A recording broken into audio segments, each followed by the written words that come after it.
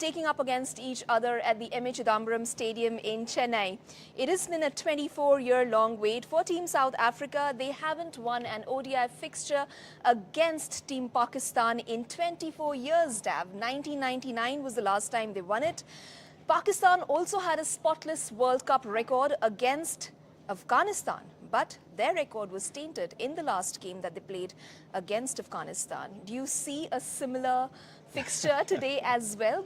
Or do you think that Pakistan will be able to maintain their record there? Well, the current statistics suggest South Africa win, but you never know because this is on a surface that Pakistan would prefer to play a top team.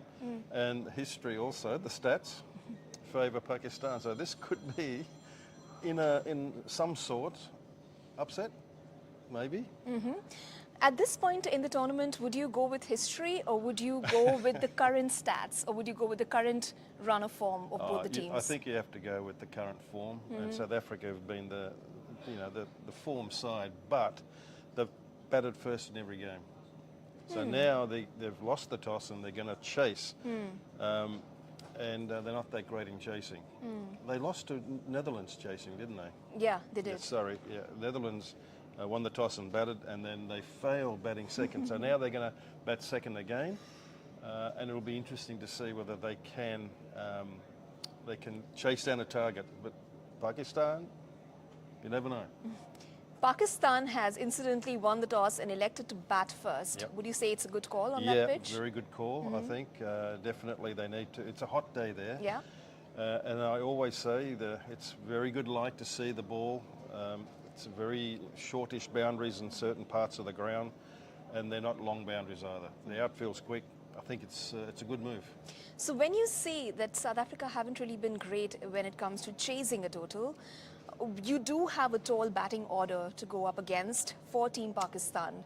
Would it be a similar story as one saw against Netherlands, or do you see Pakistan, given the way they're performing of late, perhaps not being able to, give them a considerably high total to chase? Well, the past score batting first here is around about 240, 250, I think, and the highest score made on this ground in this series is 280.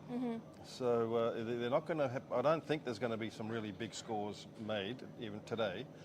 So it'll be a test really, and South Africa chasing. Once you lose a couple of wickets, there's always scoreboard pressure that's worth 1 or 2 wickets for the team that's bowling and bowling second. So it'll be a test depending on the total Pakistan can post.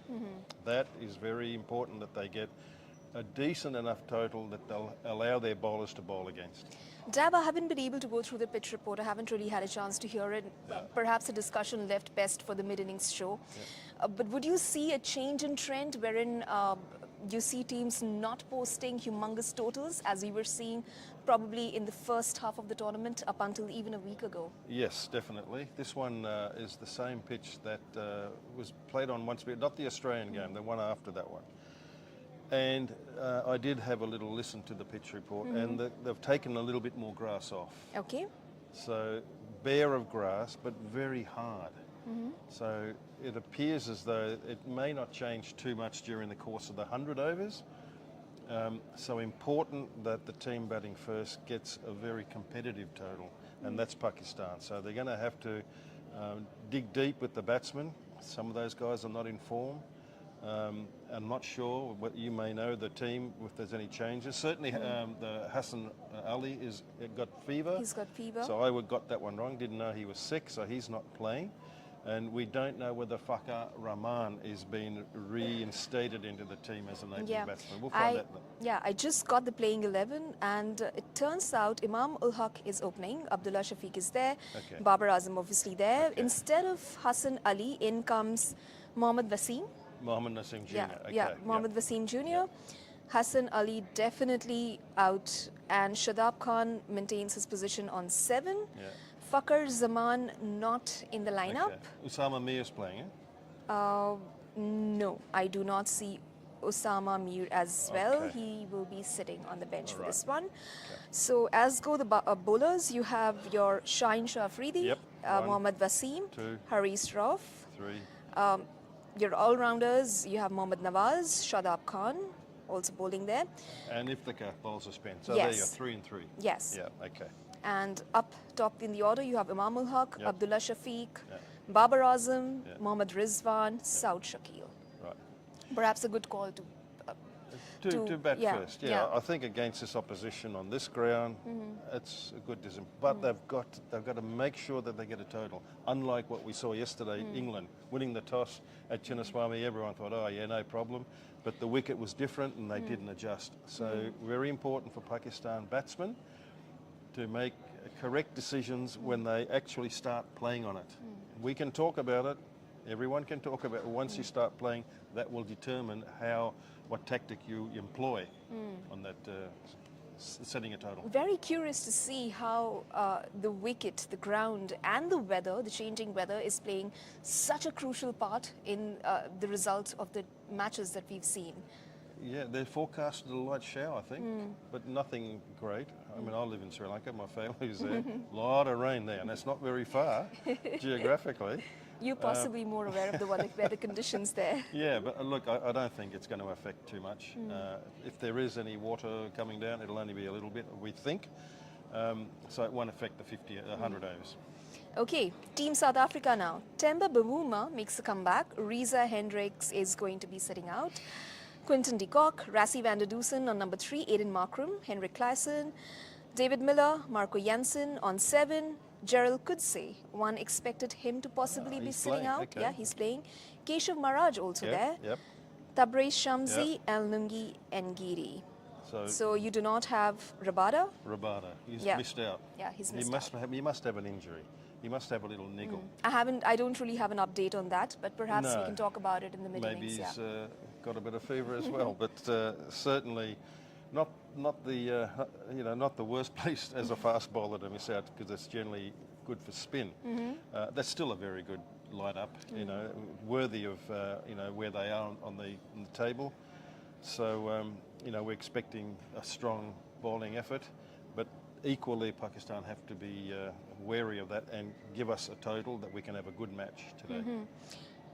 Would you have gone with that lineup? We should actually go through your playing level as well, Dav, because one was expecting Coetzee to probably sit out, Maharaj being brought in, and Rabada also playing, Shamsi also there. Yeah, so I had Rabada for sure playing, and I had Tabraiz Shamsi coming in. So the only one I had going out was Coetzee. But he's playing, and I feel very strongly that Rabada must have a little niggle or he's rested or whatever, because he's the leader of the pace attack, and he's been their leader for quite a while. So I can only assume that's the case, and we'll find out later, won't we? Yeah. So you, at any given point in time, would have played Gerald and not played. Would have played Rabada and not played Gerald Coetzee. Correct, and I would have definitely gone for Shamsi, which is in the team. It's a spinning ground.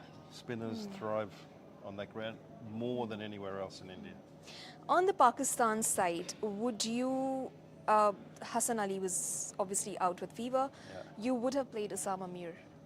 Well, I had him in there. Let's go through your 11 from Pakistan. Okay, I had Shafiq opening with Imamul, but then now I bracketed with Fakhar Zaman. So Fakhar Zaman's, and he's playing, isn't he, Fakhar Zaman? Okay, Babar Azam, Rizwan, Shakil. No, Fakhar Zaman, I beg your pardon, is not playing. He's Okay, not so in the Imam lineup. Haq, right? Yeah. Okay, Babar Azam 3, Rizwan 4, Shakil 5, Iftikhar 6, Shadab 7. Mohammad Nawaz, I had 8. Yeah, he is playing on number 8. Mohammad Nawaz, okay, he's a left-arm spinner who can bat nicely down the order. Then I had Wasim Jr., Mohammad Wasim Jr., Afridi, and Hassan Ali, but then he's ill, and Haris Roff is playing. So I had Haris Roff out because he was very expensive to date. But he's retained his place because, in my opinion, Hassan Ali is got fever. So if Hassan Ali, like we know, does have fever and you would have kept Haris Roff out, who would you have played then? Well, that's Mohammed Wasim comes Yeah, in. he's there anyway. So Yeah, that's right. that So leaves he you must with... have come in for somebody else. Yeah, he's Oh, come in for I can't Hassan remember. Ali. Yeah. And Okay. Harris off the roughs keeps his position. Yeah, Mm-hmm. so really we got, what, one change? Yeah. That's it.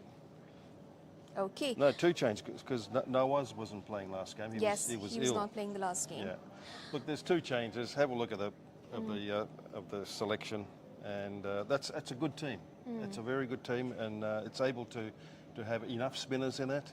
The batters has been out of nick a little bit. They need to pick up their form, and enough pace attack in there as well to do some damage in the evening.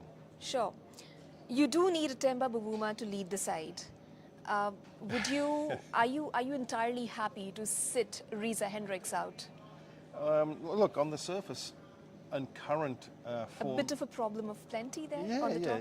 Definitely. But Bavuma's the captain, and they have a sort of a rule in that team that whoever is injured, goes out, or ill, comes straight back in, regardless of who came in to take your place, and regardless of whatever they did, whatever performance they did. And unfortunately, Reza Hendricks, a very good young player, he's had to carry the drinks for quite a while, and he only gets a little chance every now and again. And he got his chance 2 games ago, and he did really well. He did really well. So he's unlucky. He's really stiff, but that's the way it is. That's a rule that they've made within the team, and everyone sticks to that. And the captain is back in. He's captain also. So, yeah. Regardless of the rule, would you have played Reza? Yes, I would. Okay. And you would have sat out Bavuma? Yes. Okay. Key battles to look out for today, Dav. Okay. Will South Africa be able to end their 24-year-long wait between the two teams in the ODI World Cups? We've had quite a few upsets, quite a few firsts. Yeah. I can say, like yesterday, Sri Lanka playing England, you think England would win. Yeah. Easy, right?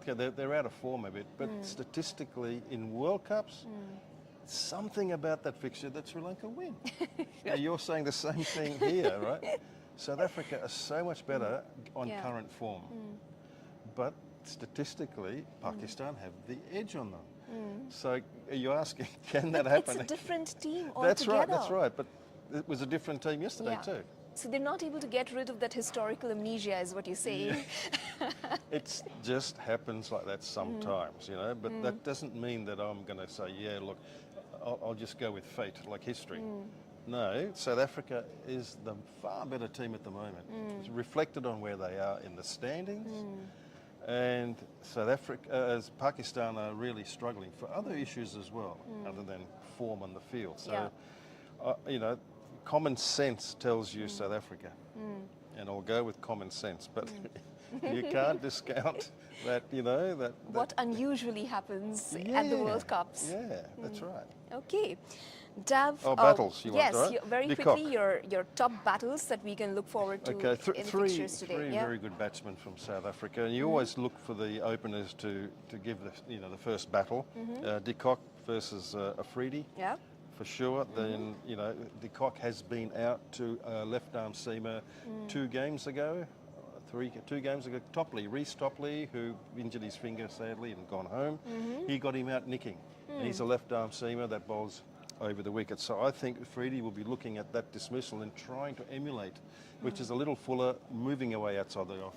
A classical left-hand opener's batsman's dismissal. Right. Nick behind, right? That's one. Aiden Markram also in good nick. He looked really good last game, but got out a bit early. You would find him in all the key battles that you'd like to feature. Markram and Klaassen coming next. You could add another 1 or 2 like Miller, but Markram here I think will be needing to face a spinner because it's spin-orientated wicket, and I think Mohammed Nawaz, being a left-arm spinner, to take it away from the right-hander's bat would be a battle I'd be looking to. Okay. The next one is obviously Hendrik Klaassen, who's lit this tournament on fire, along with Maxwell now. He's going to be... plays spin really well. Oh, yeah, man. He could... And some of the boundaries are shorter. If you've got the ball in your hand, if you're a spinner, you're a little bit shaky. You have to make sure that you do put it in the right area. Now, Shadab Khan, I've got him bowling. It's going to be a big battle because he hasn't been landing them too well. Hasn't but when been he on does, song, no, yeah. when he does, he can get him out.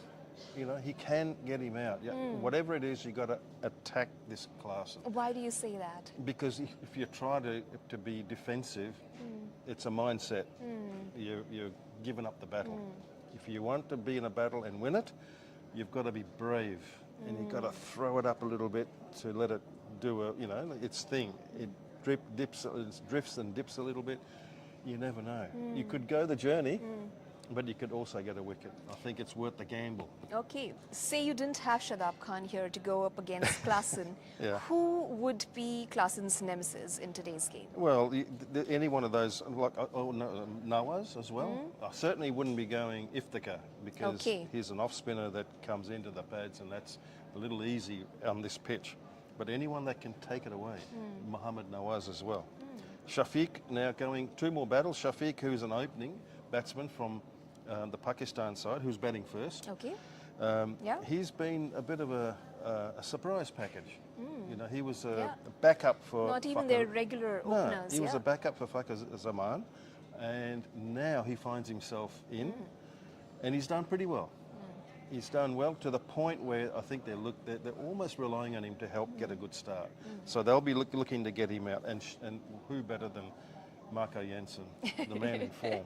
Yeah, you know, he is in red hot form, isn't man, he? he's doing everything. In fact, he's got, I think, 2 wickets in every game he's played.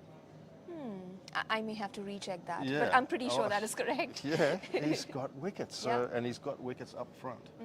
So Marco Jansen and Shafiq battle will be very interesting. Yeah. And the next one, Babar Azam, who's Just waiting for that. he showed a little return to form, didn't he, with his innings last game at this ground. So I'm sure that, you know, he would want to try and get the 3 figures, because as captain and the way in which the team has been performing, he'll do himself a huge favour. Yeah. You know, he's had a lot of criticism, and I've also been a little critical of other parts of his game, the captaincy issue. But today, I think he's one guy that will need to get some runs, and he bats at number 3, Esha. Yeah. So I would be, you know, holding back one of the fast bowlers for him. When if in fact the openers do well. If the openers don't do well, then any fast bowler like Coetzee and Giddy, they will into him to try and get him out early. Okay. Also, just talking about Babar Azam, you know, he's been facing a lot of flack from back home as well. One of the criticisms that is levied against him is that, you know, he hasn't really captained the side on a stage as big as the World Cup. It's usually the bilaterals that the team has played. Do you see any semblance of that leadership quality at least coming back in him, or do you think he still lacks confidence? Sure, he had a good, decent innings in the last match that he played, but do you see the captain's form, the leadership at such a huge international stage coming back? I'd like to see him make better Some more decisions. of it. Yeah, but you know, like, it shouldn't make too much of a difference. It's still an ODI. Yeah. Okay, it's a World Cup match, and you know, it's a lot more interest in it from around the world, but it's still an ODI. And you know, when you get on that field and you're participating, you're competing. I mean, this World Cup thing's out of your mind. You are there in the battle, and you've got to make decisions. Okay, it's World Cup, but it's still an ODI, and I'm a little critical that he did not understand some basic principles of you know, when to attack and when not to attack, and who to attack with. So he'll really need to make a few more correct decisions, and maybe he should get some help too, better help from a guy behind the stumps who, you know, is in a perfect position to advise him. But Dav, also, sure, this is the World Cup, but this is also the World Cup being played in a country where the team hasn't visited in 7 years, and perhaps Babar Azam, like I just said, hasn't really filled in such big shoes as he's getting to do right now. So how can you escape that pressure? That pressure is there. Pressure's there, and it's also compounded by not winning. All the flack he's been getting. From back home in Pakistan. As much as you want to, you know, close your eyes to it, close your ears to it, there is always people who will raise that. And, you know, from day to day, so you're aware of it. It is pressure, yeah. Yeah, but okay, I didn't mean it to be. It's just another ODI. Yeah. I mean, ODIs are all important, but okay, it's a World Cup, and particularly where Pakistan find themselves at, it hasn't helped. So it grows a little bit Yeah. in In their minds. Yeah, and it's not easy, I can tell you. The easiest thing for us is sit back and make coins. But when you're the guy there, it's a little different. So I feel for him, but he's got to make better decisions. I'd like you to compare the bowling attacks of both the teams. South Africa, while they have a great batting lineup, if there is any area that they are found wanting, their bowling attack, despite being good, one can say that it can be improved. Pakistan, a lot was expected of it, hasn't really come to the party. How do you place the two against each other? Okay, well, obviously, again, look at where South Africa on the table, right? They've done very well. The only time they had to bowl first against Netherlands, they were exposed. They had no idea where to bowl the ball. Everything was short. Yeah. And the Netherlands batsmen whacked them. Yeah. And the extras, you remember? It was like Yeah. 30 odd extra. Yeah. And they actually bowled 32 was. 3 extra overs. That's 18. I mean, the extras were a lot more because, it goes to the fence. But 3 overs extra. Yeah. So they are human. You put them under a little bit of pressure. They are human. After all, like After India. all, yes. They're winning, but they're human. They're great, but yeah, they're human. They can make Yeah. errors, and they were exposed once, and they faltered. So it'll be nice to see whether Pakistan can continue to put a little bit of pressure towards that middle and the end overs, and that's where they faltered. They really weren't quite sure where to bowl, and they got punished. So yes, South Africa are good. They're second or third on the ladder there. But they can be exposed. Whereas Pakistan, they continue to give away runs. Apart from Afridi, who's got 11 wickets, I think, 10 or 11 wickets, not much else. So it has to be a little bit of a turnaround of form for them. On their bowling side second, of things. Yeah, and also let's not forget South Africa's bowling attack in 4 out of those 5 games, they bowled second. Yeah. Right. And the ball does a bit, and they've done it well, but it assists the new ball bowling under lights for that first 5 to 6, 7, 8 overs. So they've done well. So now this is not going to happen. It's going to be the other way around. Let's see. Okay, on paper, Pakistan so far have done everything right. As we saw in the game yesterday, on paper, England seems to have done everything correct. Chose to bat first, selected the right team. Yeah. What would you say for Team Pakistan here? The only thing they did wrong was give the fever to to Hassan Ali, because he bowled pretty well in this last game, so sad for him. Yeah, what I'd say to Pakistan is forget what's happened in the past. Ensure that your objective is to get a good score, right? You're batting first, you won the toss, all the things are going in your favour. Ensure that you understand how that pitch is playing and bat accordingly. Get yourself, project yourself a pass score, a good score on that you think will win the game, and get it. Go for it. Perhaps also played Osama Mir. Oh. Well, they got 3 spinners anyway. So that's Okay. Yeah. Okay. On No More with Whatmore, Dab, let's take a few comments and questions that we've been getting from our viewers. The first one is from Ravi, who asks, will a defeat for Pakistan end their campaign today with still a mathematical chance? Oh, look, I don't know these permutations and combinations and all that stuff. They're placed on the 6th spot right now, yeah. I've read a bit of that.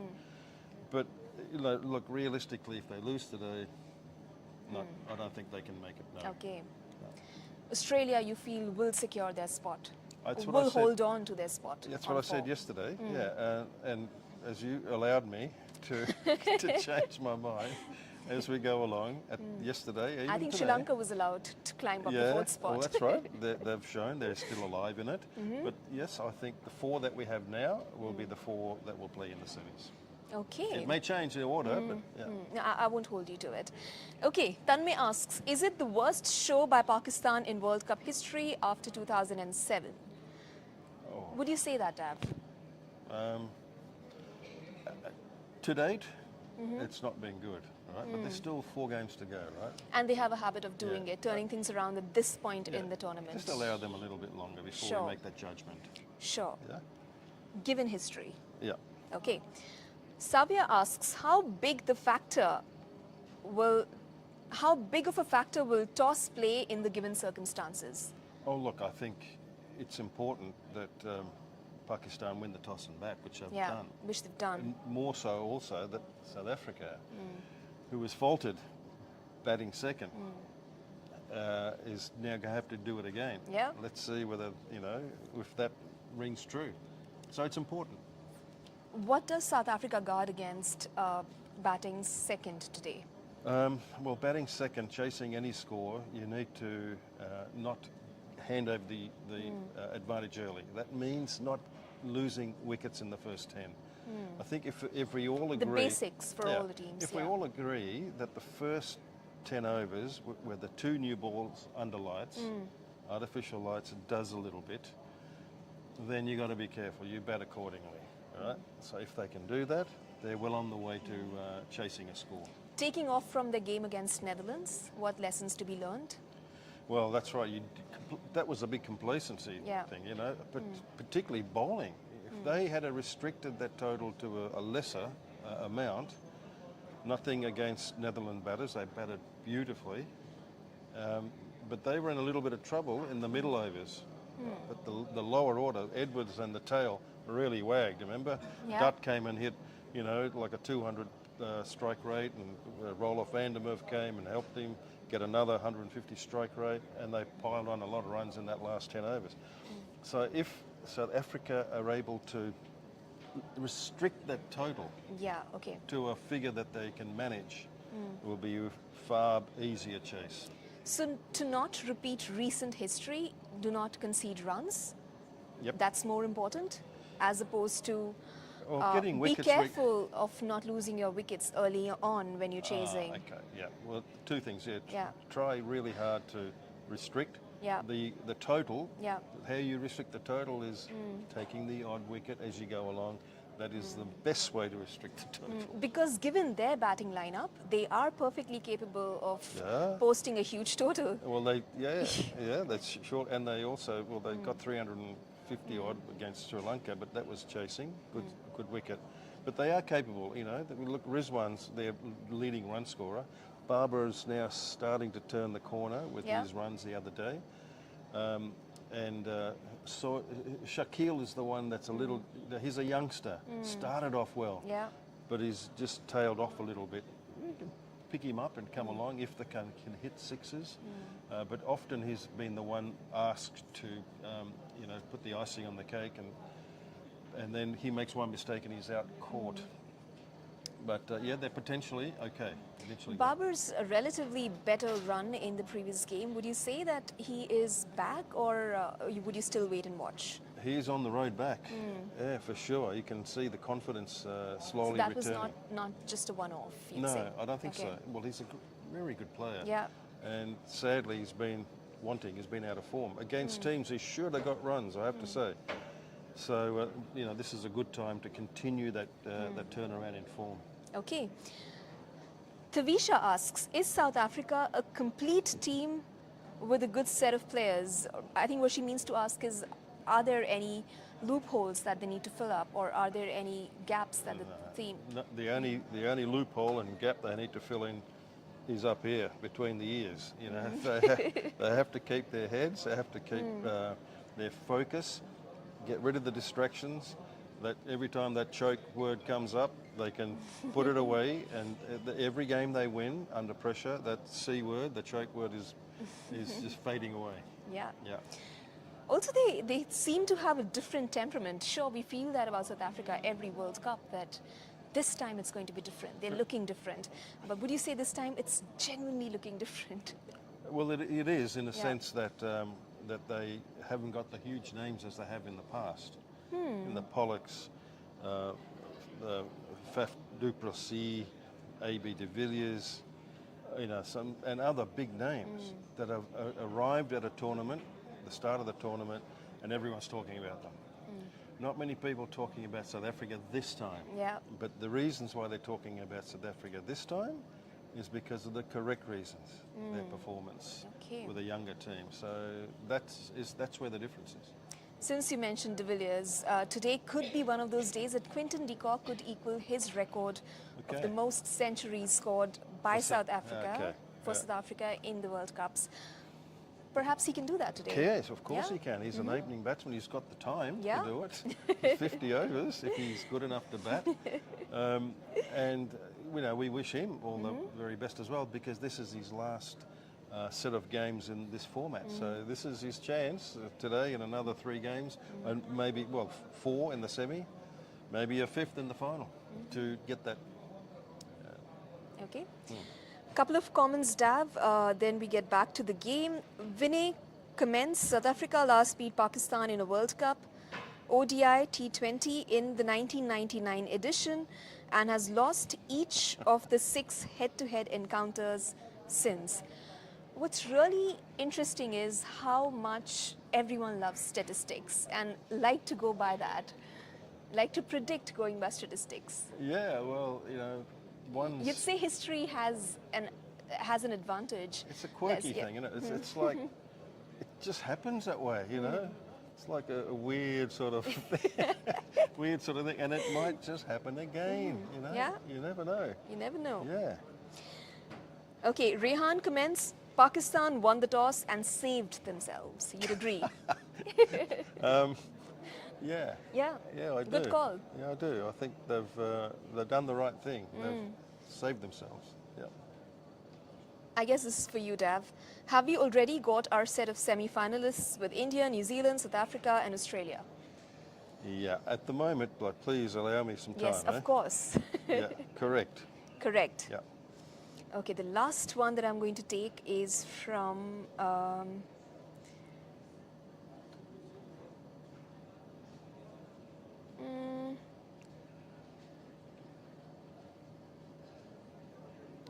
okay, this is from Kirti. She comments, is Babar Azam underachieving as captain despite playing in T20 World Cup semis and finals in the last 2 years? Kirti, yes, sadly.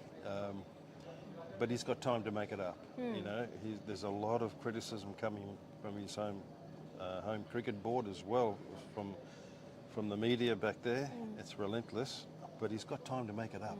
And I, for one, is really hoping he'll turn this around, at least for his own sake, for personally to get a lot of runs, and show them that he's able to cope with that pressure. But sadly, he's not responded as well as what he could have. Inzamam ul Haq also faced a lot of criticism about the selection of players going into the World Cups. Yeah, I read that Yeah. from the cricket board, right? Yeah. We gave the chairman of selectors and the captain the freedom to pick who they want. So don't blame us. That's not what you want to read. Everyone, plays for the star of Pakistan, right? That yellow star of Pakistan, regardless of who it is. So everyone takes responsibility. It should not be pointing fingers and, offloading responsibility. So that was not a timely comment to make. No. Okay. All right, this is all we have for you in this edition of WION World of Cricket. We have to get back to the match now. Hoping a very interesting encounter today, Dal. I am, yeah. I'm looking forward to it. All right, we'll see you in the mid-innings show. This is Esha signing off, along with me, Dav Whatmore. Bye.